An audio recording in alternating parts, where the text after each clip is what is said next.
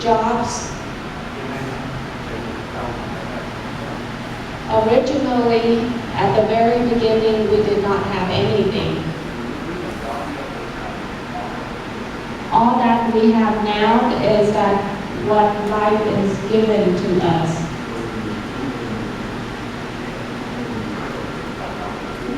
And then our life, us begin to attach and grasp and think that others are us.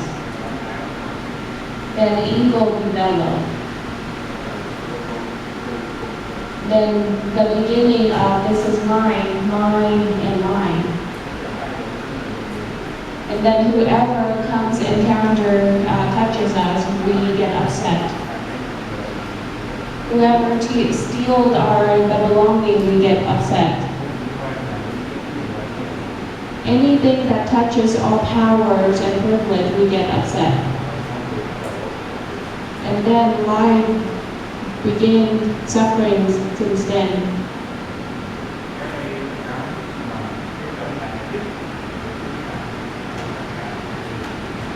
This is one of the life obstacles of life, us.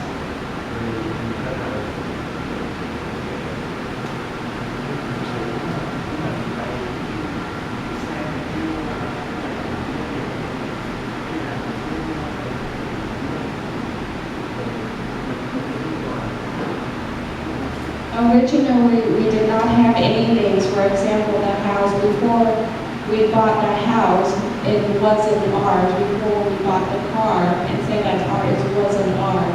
And now we say that it is.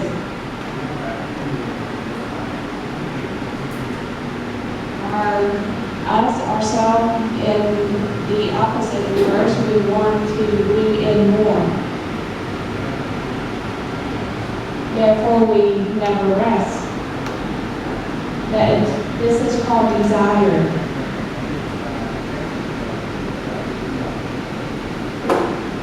Ever since then, our life entered into suffering.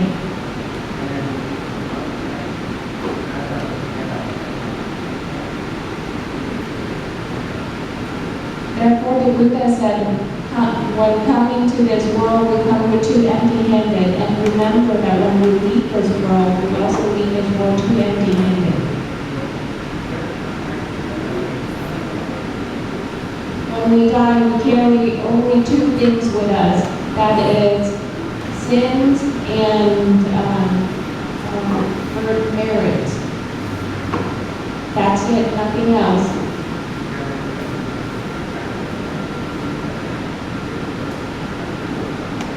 Therefore, we need all the material things that we have. However, do not allow the material to bring us suffering. Therefore, whenever that has happened, just take it easy and take it easy. If it's time for that whatever things to leave, allow it to go.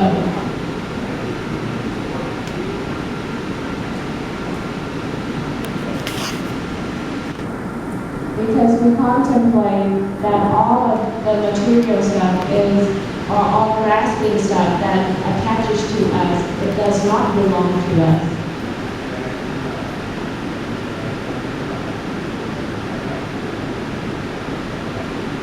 Therefore, we must take responsibility that we are the person in control and not let the material stuff to take control over us.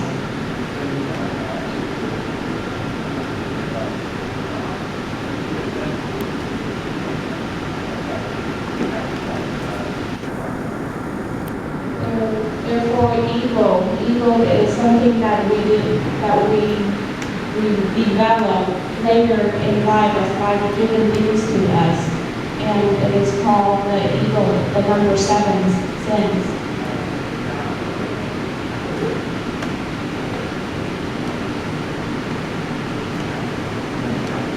Number 8 is called house consciousness. It is something that is within us. And all other religions call it spirit, soul.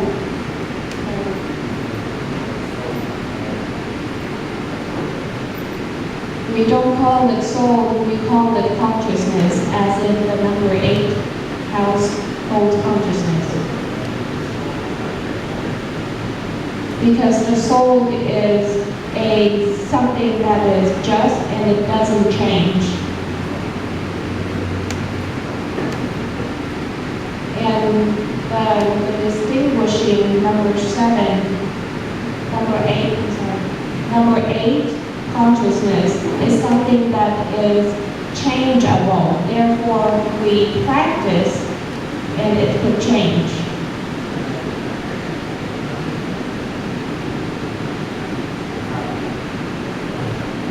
Therefore, with the number 8 consciousness, we can transform regular people, mundane people, into God, or from suffering into happiness.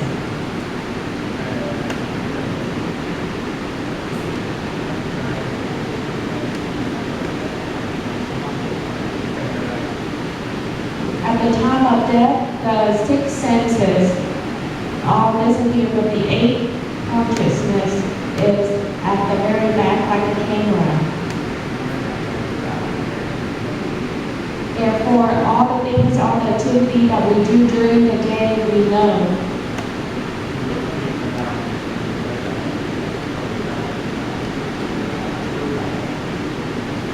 All the activity, all the things that we do, we recognize, we acknowledge. Only us, we acknowledge, not the other, because we are the person who is acting upon that.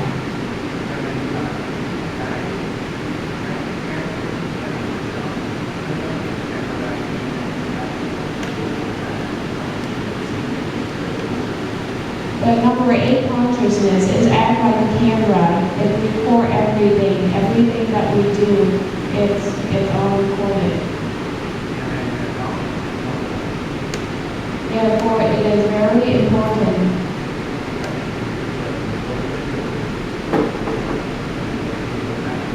That is, now the question raises, why are we chanting? Why are we doing the meditation?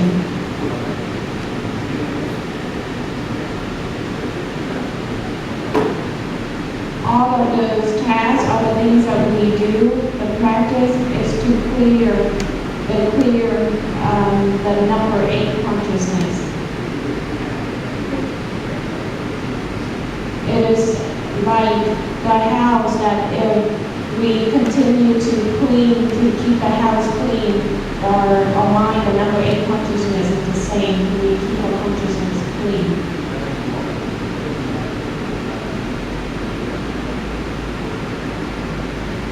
That is why when we do chanting or when we do good deed, we clean a corner of that consciousness.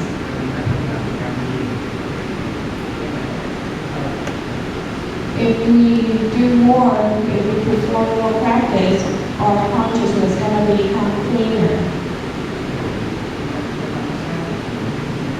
When the mind is bright and enlightened, we have happiness. Therefore, after death,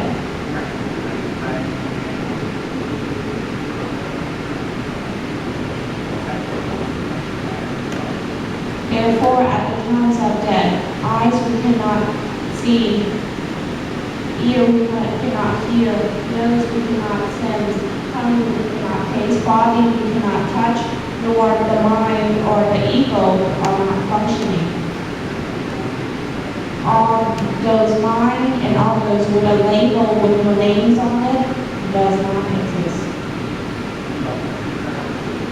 Only the number 8 senses, which is the consciousness, still exists.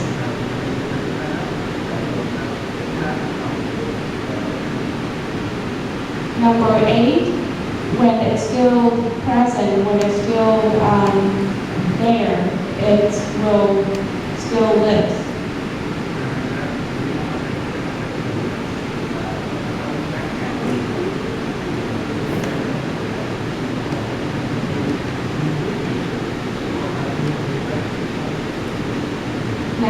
the number 8 consciousness, if the consciousness is clean, is bright, is clear, the natural nature is to go up. And with the mind that is not clean, that is clouded and filled with darkness, the nature is to go down.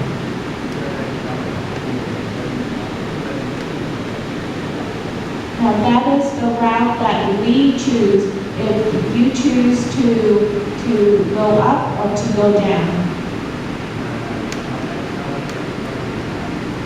We don't need to wait until the end of life to have that. We practice and receive this very life.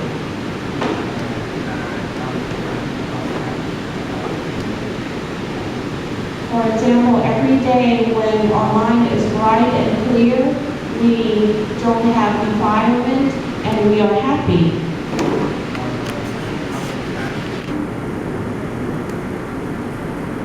If our mind thinks too much of sadness, sorrows, and worries, we will not be happy. Therefore, the benefit is right here and right now. It doesn't have to wait until the life after death.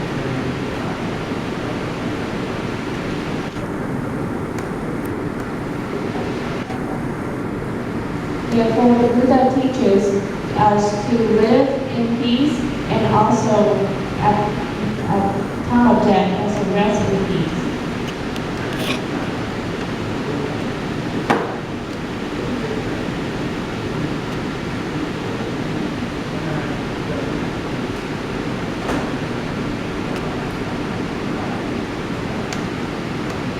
Therefore, the chanting is a way for us to clean our consciousness, so that we have a bright consciousness for this very lifetime, for the benefit of right now and also afterward.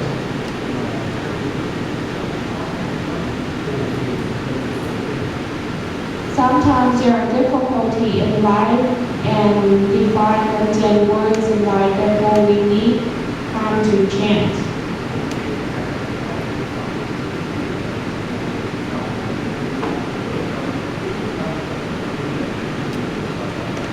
When we chant, we do not ask the Buddha or the God to give us peace.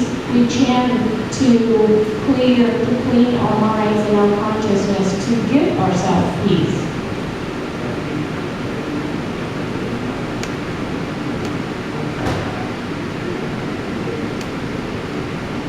During chanting, we give ourselves that peace and the mind calms and give us the inner power to overcome the difficulties in life. Therefore, chanting is different from praying.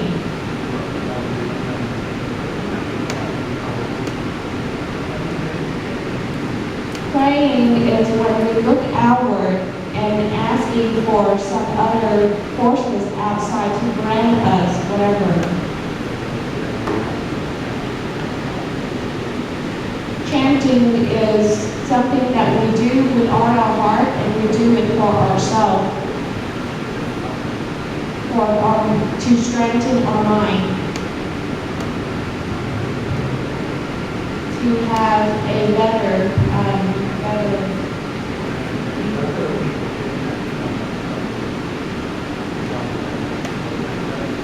Therefore, when we chant with the loud voice.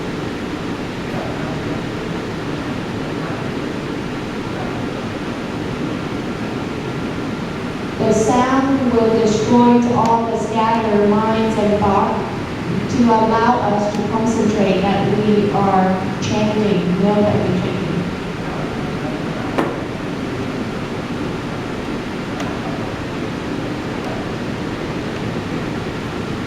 Chanting, the sound of the chanting, what we chant, it has that activations in the mind to connect with the spiritual self.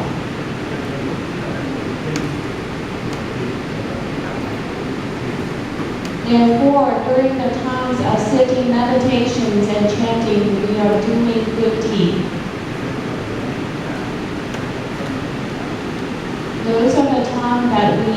connect with our spirit.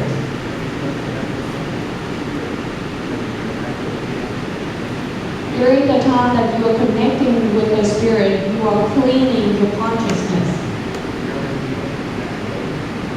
Therefore, chanting as loud, the louder, the better.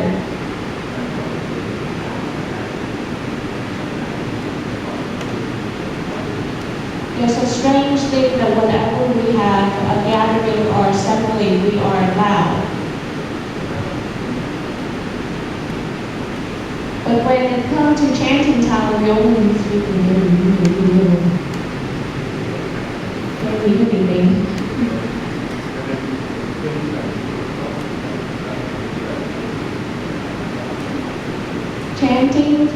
Chanting or chanting the good word, the holy word. Therefore, we need to speak and say the word loudly. When we practice, there are 3 tasks. We clean our body, speech, and mind.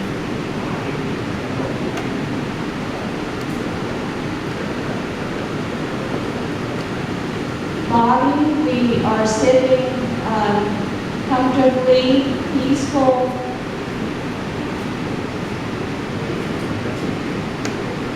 Mind, we think of beautiful thoughts. And our mouth, we speak beautiful words. Therefore, the one task of chanting, we're doing 3 good deeds.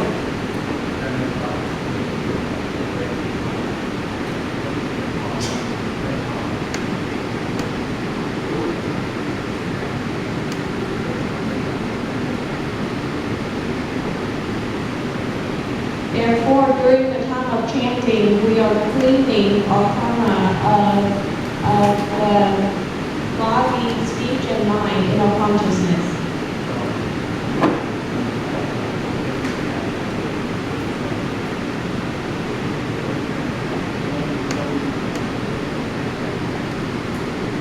If you don't come to the temple to chant, what do you do at home? Sometimes sitting and we talk bad about others, belittle about others.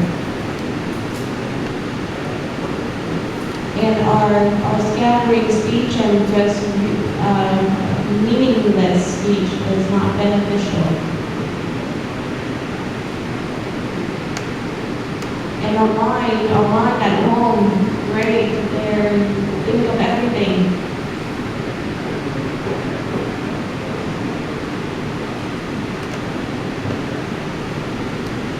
And body, what do we do with the body at home? We do all the things that the body desires.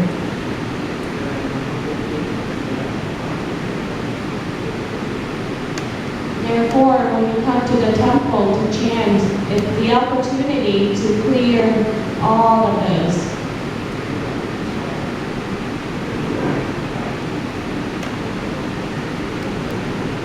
Just think about it and compare from Monday to Saturday. Compare those to today. What do you practice at home? What do you practice here? We hardly do anything. Sunday, 1 hour is not enough. Doesn't count on Saturday when we have day out drinking. Therefore, our life is continuously in pain and suffering. See, we practice little, but a lot of enjoyment. Therefore, we are suffering. And when we are suffering, we ask why. Now we need to know why.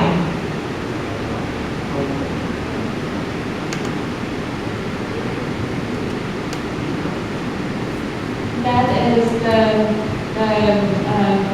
things about about practicing. Practicing, we have that awareness of what we are doing and know why.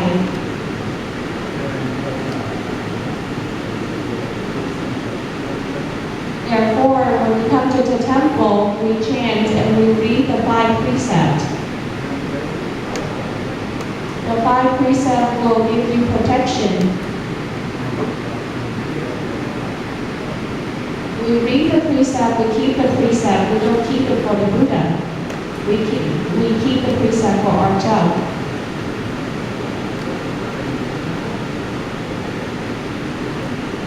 It's very beneficial, therefore we must remember.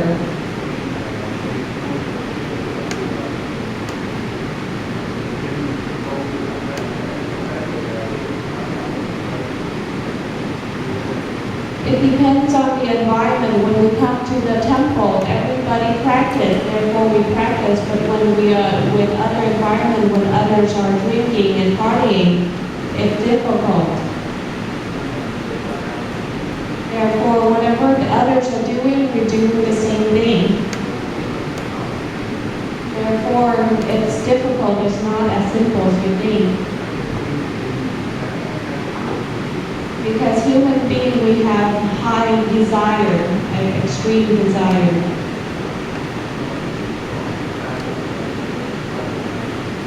The Buddha said, this world that we're living in, the Saha world, is the world of desire.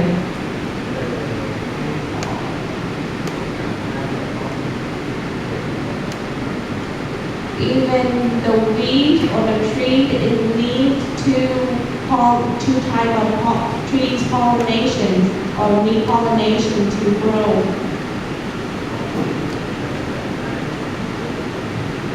Even the grass and the squash in the garden, it needs 2 types of plants of pollen to get pollinated.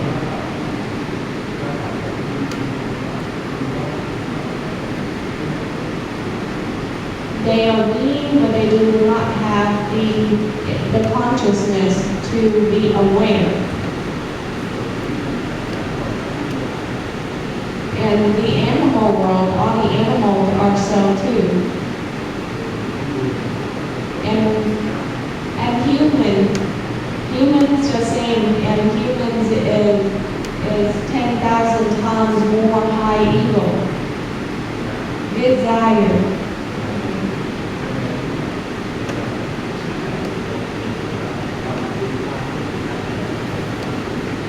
Therefore, in this world, to overcome desire is a big, big jump.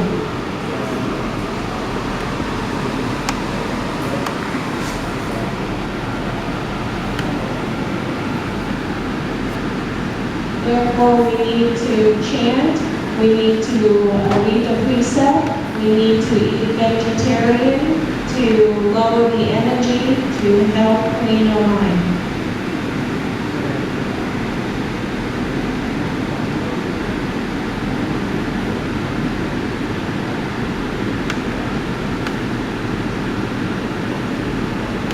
Therefore, if we do not know the way of eating, do not know the way of eating to transform ourselves, and be stuck with desire, it will bring suffering.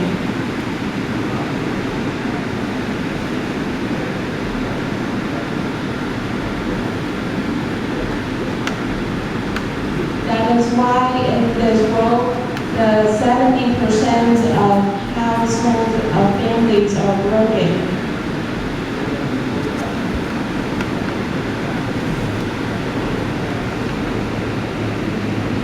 Therefore, this practicing is a need for us to strengthen our mind, to keep us stable.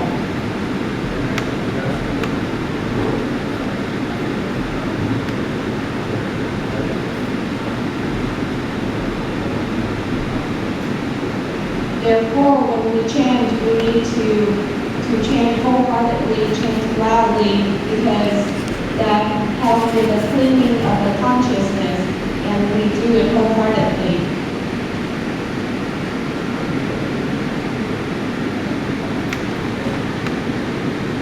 There are sutras, there are wording in the sutra that we do not understand, and there are also mantra that we do not understand.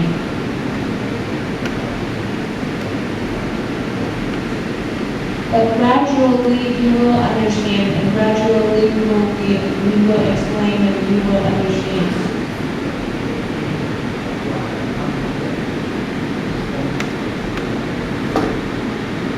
When we continue to practice and keep practicing, and that our mind will be still and silent, we also will understand.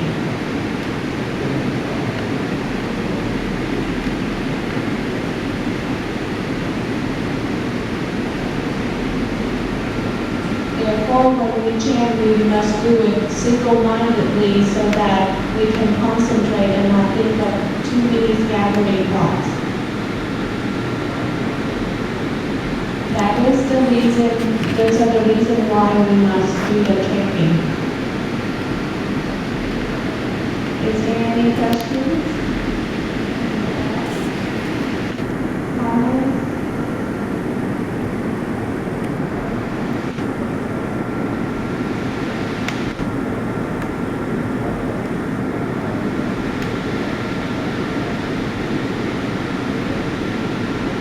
Now we practice chanting the Heart Sutra, and we practice chanting the Heart Sutra wholeheartedly, and afterward we will practice prostration.